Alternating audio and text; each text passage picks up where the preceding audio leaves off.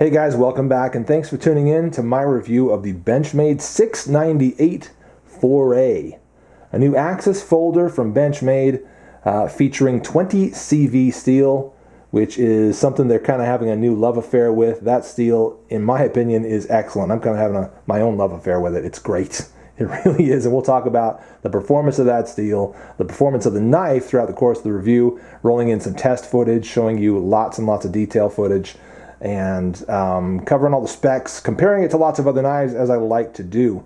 But before we do that, let's kind of talk about the knife and why this is something that impresses me.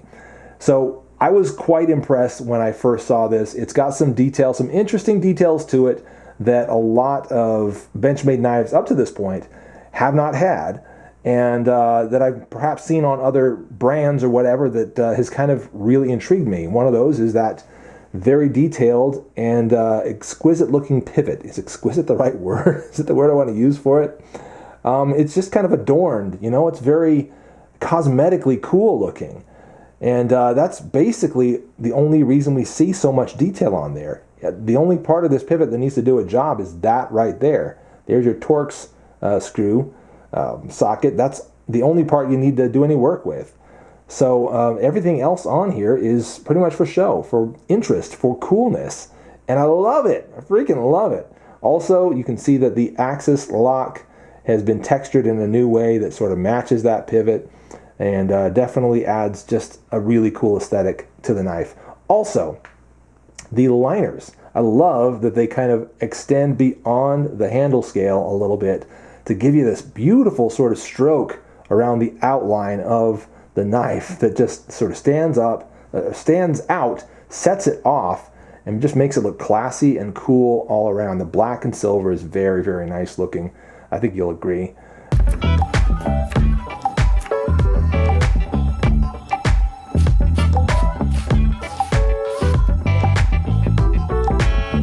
Got a nice little swedge up here on the top, and we do have a slight recurve. You can see it right there.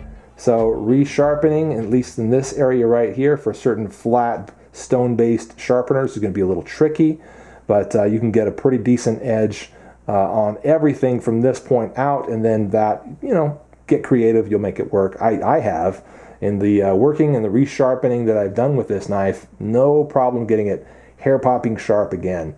So great performance from it, and you know, in the cutting test that I did with it, and all the carry that I've done with this knife, I love it. I love the way it feels in pocket, love the way it feels in hand. Obviously the handle is not gigantic, but you can get a nice grip on it. It has actually got a fair bit of girth to it for its size, and so I would say that in that cutting test, in that wood carving, it actually performed quite well. It was comfortable in hand for all of that. Another few words about construction. We can see that it is a full flow through design, if you could excuse me there. And we can see that it's got some really nice Greco looking pillars in it. I like those. Those are great looking. And skeletonized liners, as you can tell from you know, the light's shining pretty well on it. You can see that. So the weight on it, we might as well get to that. And we'll bring in the scale for this, might as well.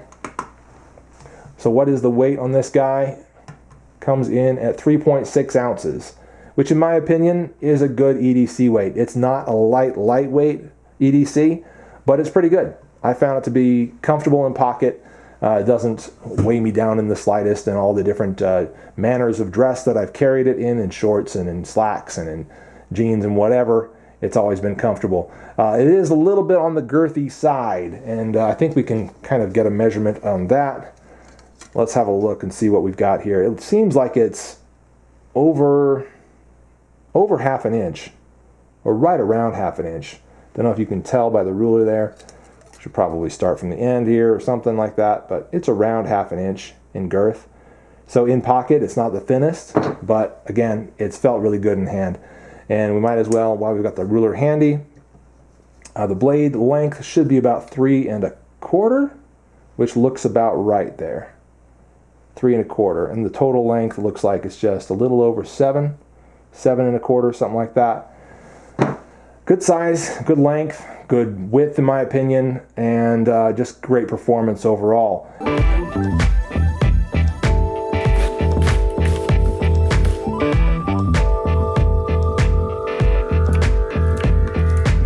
Let's get to some of the other competitive offerings, and we need to talk about the price. What is the price on this? It is not cheap. The 20 CV steel is fairly good and premium, and you're paying for it. So yeah, you might have you might get into a much cheaper Benchmade if you went with 154 CM or one of the other ones that's not G10, and you know, your standard Griptilians perhaps. Much cheaper than this. This one comes in at $191.25 on BladeHQ.com. Moving on, let's try to show you a few other really good knives in this sort of size and use range. There's the Foray, of course, and let's move to, how about, let's see here. We've got a handful. Oh, this one's over here. This is what I want to show you right here. There is the Spyderco Sage 1. It's cheaper than this one, S30V steel on that. And here's a Benchmade that would compare against it fairly well. Size is a little bit larger. There's the Osborne 943, and that one is S30V steel as well. Cheaper, I think, than the Foray. Pretty sure it's a bit cheaper than that. We might as well bring this guy in. What's this one called again? Anyways, the 525, and it's all got the Boba Fett treatment on it from many years ago.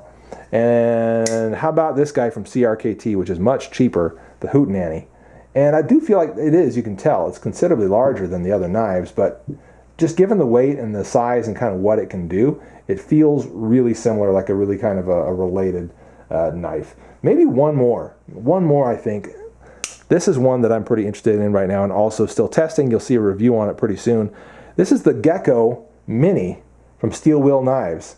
And it's pretty thrash looking. A lot of glue on the blade right there from some use that I've been putting it through. But a little bit heavier knife, a bit more price-wise. I think it's either comparable or cheaper than the Foray actually. And size-wise, not far off. Not too far off. A bit heavier, I think. I think that's over 4 ounces. Lockback, obviously, as you can tell. That's just a handful of other knives that are out there, kind of in the similar size range and similar use range. There's dozens and dozens and maybe hundreds more out there that you could compare against it, but we'll stick to that for now. If we were to compare it against a couple other Benchmades, I already did show you one there, the 943, but a lot of you guys are going to be interested in say, you know, how does this compare to, let's say, the full-size Griptilian? So let's bring that out, and you're going to see a review on this really soon as well, the 20 CV Gray G10 version of the Griptilian.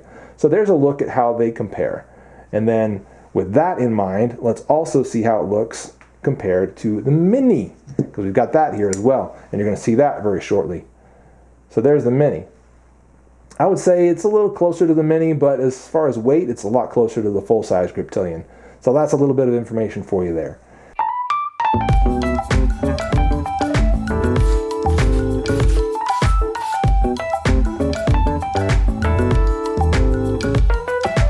$191 or so bucks. G10 handle scales, sculpted well, very comfortable in hand. A lot of interesting style to it. In regards to the steel 20 CV, I am really impressed with it. I was able to resharpen this and bring it back to a great edge without a lot of difficulty or a lot of work. So, great performance, excellent edge holding, and somehow it still resharpens pretty well. And there it is, that's the 20 CV Benchmade Foray. I'm really digging it. You can find a link to buy it down below if you're interested.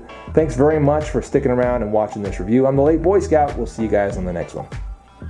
You know how that sort of feels in hand when you open it, how it clicks into place and locks. It's a noticeable thing, right? And then you compare that to how the G10 feels and how that kind of, it's different, guys.